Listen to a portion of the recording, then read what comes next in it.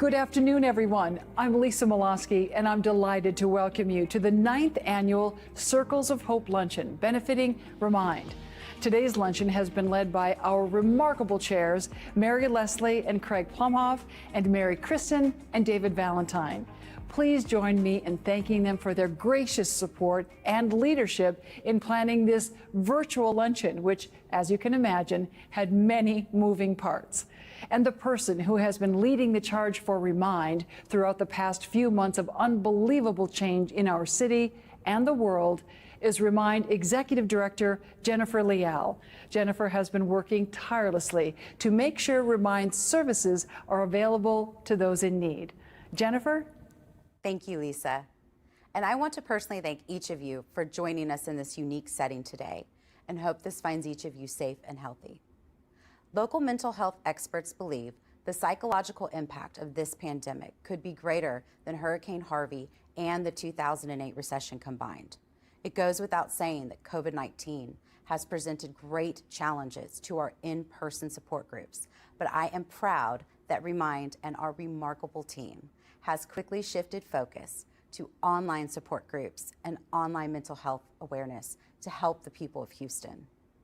It costs approximately $20,000 to fund an online support group, and it is through your financial contribution that we keep these online groups free and accessible to everyone who needs them.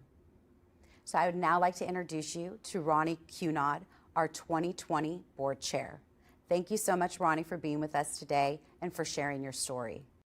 Thank you, Jennifer. I hope those of you watching today are as proud of our nimble and innovative Remind leadership and staff as I am during these challenging times, as they continue serving the Houston community with online support groups. I'm personally moved by Remind's mental health work in schools, our youth community, and suicide prevention, as I've seen the tragic impacts of mental health suffering.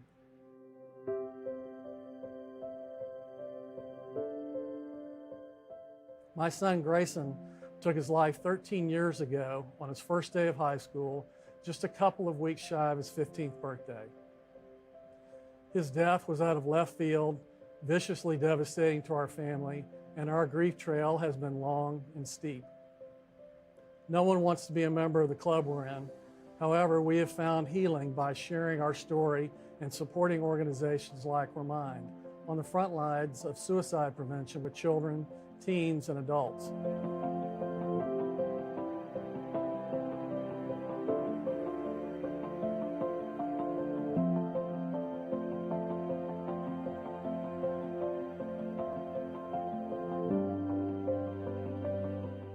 Your continued support of Remind always means a lot, but particularly so with COVID-19, which has compounded many mental health challenges, including depression and bipolar disorders.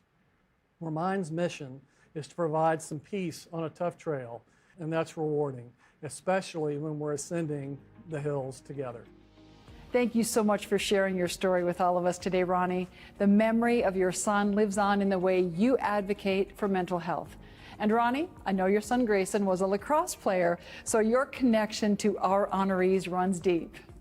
Yes, Lisa, Grayson was a lacrosse player, and I've known our honorees for a long time.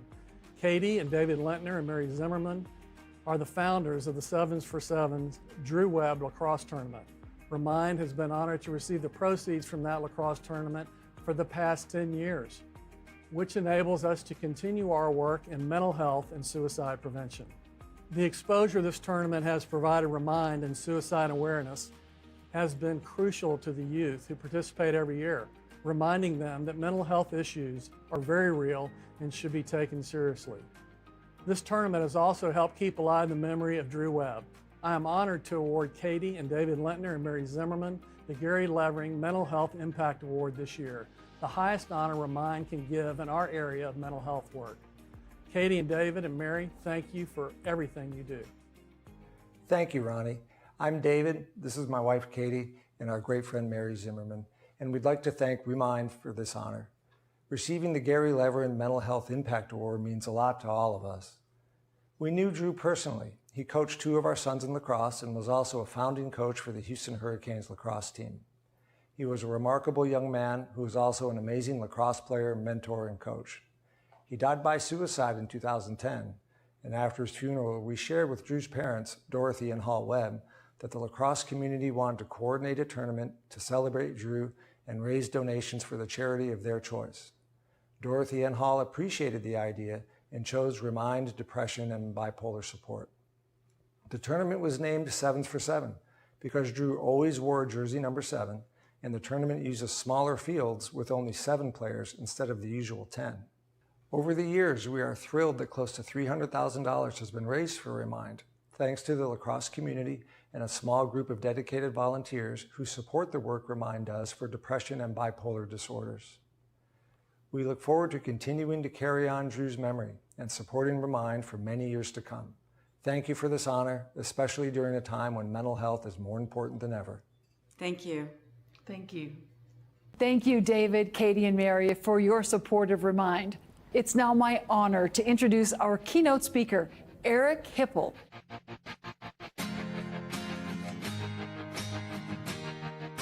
Eric is a former NFL quarterback who spent his entire 10-year career with the Detroit Lions. To his fans, he was the star quarterback, a charismatic player, and devoted family man.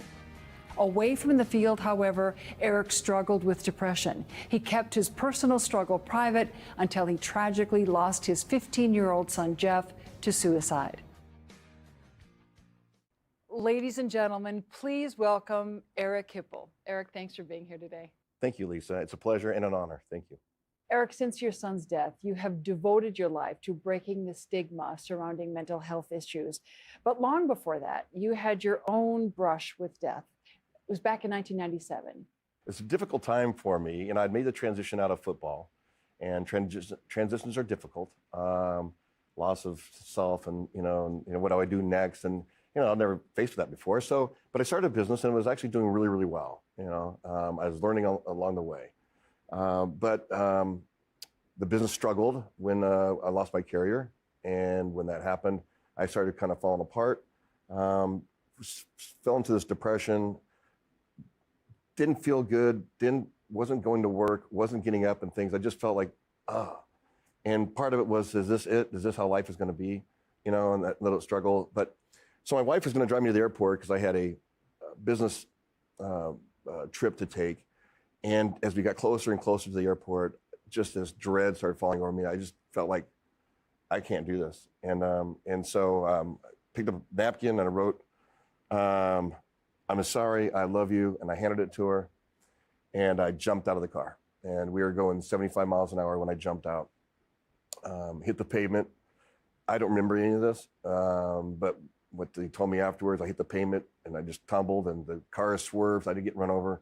But I was a bloody mess laying over on the side of the highway. And my wife was, frantic and in shock somewhat, like what just happened. I woke up in the hospital and I was all bandaged up. They'd already done surgery on me. And my parents had flown in from California. This was in Michigan. And they were sitting at the foot of my bed. And there's a psychiatrist and my wife that were in this room. And as I come to, start coming out of it, I'm listening to the psychiatrist talk to my parents and my wife on how they can put me in the inpatient ward and get a good evaluation and start treatment. And stigma is so tough that is not going to happen. Nope, there's nothing wrong with me. I am fine. And it was kind of comical because here I'm saying I'm fine, all bandaged up, there's nothing wrong with me. And I think even the psychiatrist said, you just jumped out of a car, And I said, yeah, but that's over now. I'm fine, that's over with. And so in my mind, I put it aside and just forget about it. And so the story never really came out that I jumped out of this car. It was, the story was I fell out of the car because that's what we told, that's what we told the press and the media. And from the outside, people didn't really see that because I presented myself and, always jovial and always happy and gregarious and let's go. They didn't ever see the dark side. You struggled for a while. I struggled, but, I just tried to just keep moving forward. And I thought, well, that was the answer to it. I'll just work hard and work for, and not deal with it. Don't let it catch up to me again. And the trouble with that was, of course, that you don't learn anything. And I never really found out what was going on with me. Never had a treatment. I was just, that's how I'm going to deal with it. But I didn't learn anything. And that put me in a really tough position to when my son started going through his troubles. It's tragic that you had to learn through your son's death how to get help. But was that the turning point for you? Almost. Okay. What it really did was when I was standing in the morgue and looking at his body, and it wasn't pretty, but looking at him, this sense of, I can't live with this. There's no way. And I really thought about death then, but I know now that I can't take my life, because when I jumped out of that car, it was, I was doing everybody a favor. That's how you feel, right?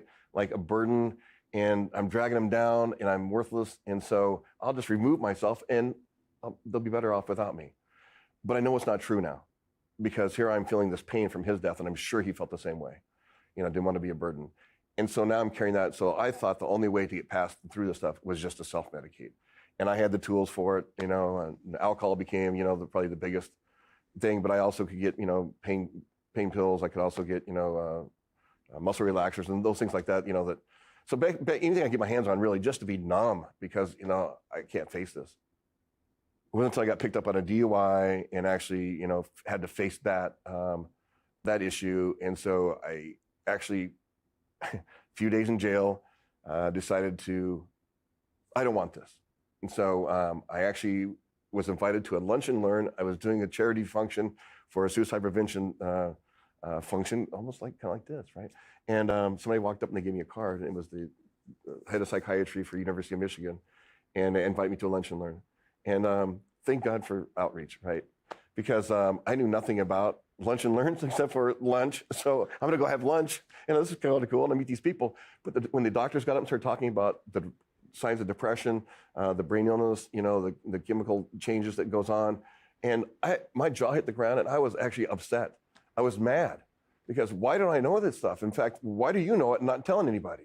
And so I stuck around afterwards and just engaged and wanted more answers, because it gave me answers not only for what happened to Jeff and maybe what happened to me, but also went back and gave me the answers of what my mom went through when my dad would say she's not coming out of her room, she's having one of her spells. What happened to me when in college, when I missed a whole quarter because I couldn't really get out of bed, so my grades got to the point where I wasn't eligible, and so I had to scramble in summer school to get my grades back up to play. So here were some answers, and that somewhat changed my life as far as getting treatment, and then they hired me as an outreach person to go out and try and lift the stigma, so people will talk and will discuss this stuff and seek help when they need it. It's a remarkable story, and you spent so much of your life in the spotlight. So for the Lions, you set up a peer-to-peer group, and that's a lot like what Remind does. Why are those support groups so important? I am so happy with what Remind does, because the work that I put in place for our alumni is about transition, about going through, but who do you talk to? And so we have a group of people, 8 guys, players, that are trained to do outreach, to call our guys, right? And to lead it to them, and then that way we're connecting. And so peers can be anything. Happen to be, we're peers in football because we all have that shared experience of playing that game. And so we start off with that stuff. But peers can also be maybe a group of friends. It can be a group that you work with, so your peer group there. It can be somebody going through a similar circumstance, so maybe somebody in recovery, maybe somebody who's struggling with depression. Those are all peer groups. And the way to get to some of those answers, and where you feel free enough to talk about some of those things and get, to get down to it, and is in that peer setting, to where they get me. I'm not alone in this, and I get a chance to discuss this, and together maybe we have some collective, understanding of hey, I'm not alone. I can get through this because I got support going on here. But I'm also being facilitated with somebody that knows the way and can help us facilitate that direction. Eric, it seems remarkable what you've done and how your life has changed. You're clearly as passionate about this as you were about football. Do you think the stigma is changing? Do you think that a player now, would be more willing to come forward, or just someone out in our community? I do. I think somebody asked me not too long ago about the stigma. It seems like college kids don't have stigma nowadays. And I said, hey, in high schools, none of the kids have stigma about mental health. The problem is, what do they do about it? And so when you say, hey, just go get treatment, that's not the easiest thing to do. You've got insurance issues. You've also got deductibles. You also have some people have no insurance. and just trying to find a therapist, it might take 3 months before you get an appointment. I mean, so those are the difficulty things. That's where the stigma is, that we don't have enough support out there. And so groups like, that Remind has, it fills a really important gap in that too, which means I can actually talk to somebody now, even though my appointment might be a couple months down the road, or if I had my appointment, before I go on my next one, I got a chance to go discuss some of this stuff. And so I call it like mini triage, you know what I mean? So these little things that knock us off balance and stuff, might be normal, but we don't know that if we're suffering, right? And so why not talk to somebody that's part of your peer and get some of those answers? And yeah, I am passionate about it, yeah. So Eric, as we wrap things up, how can communities help themselves, in your opinion? Well, I think communities can just take one notch up on their understanding of what mental health is. And I'm going to give you a definition, one that I really like, okay, which has nothing to do with a diagnosis, okay? It is a sense of well-being on who you are. And I say that because I know people that do have a diagnosis, but they take really good care of themselves and they're really mentally healthy. They make good decisions. They also can be productive. They also can be part of their community, and they have some control of their life. But I also know people that don't have a diagnosis that aren't doing very well. And it's because they don't take care of themselves. And so to me, that's not very mentally healthy. And so I'd rather say it's a sense of well-being on who you are. And it's about upping our game a little bit on what that means and not quitting until you get that. And that means if we have support groups where people are learning about this and also how to share and how to talk about this stuff, they're upping their game. And that means they can go out to the community too and be able to share it with somebody else. And I think by doing that, a community can actually raise their level of understanding and level of commitment to mental health and also their awareness. Eric, final thoughts? Yes, I'd like to reiterate how important it is to support groups like Remind. They offer free services. That's free support groups to those that need, or maybe those that can help. And I think that's a really important piece in the time like we're going through right now, this chaos and stuff that's going on and the unknown, which can be very, very stressful, is to have a place for them to go. And I commend Remind for doing that. And I'm happy to be here. Thank you very much.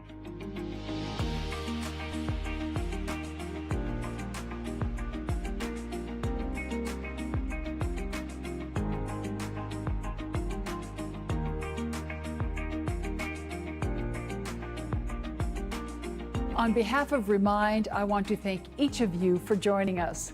Thanks to those who have been involved since the beginning with Gary Levering. Thanks to all our current and past board members. Thanks to those serving on our host committee. And thanks to all of you, our loyal supporters. The work Remind does for depression and bipolar disorders could not happen without your support. We thank you for watching our first virtual luncheon and for supporting Remind. We hope to see you literally in person next year at our 2021 Circles of Hope Luncheon. Thank you again for joining us.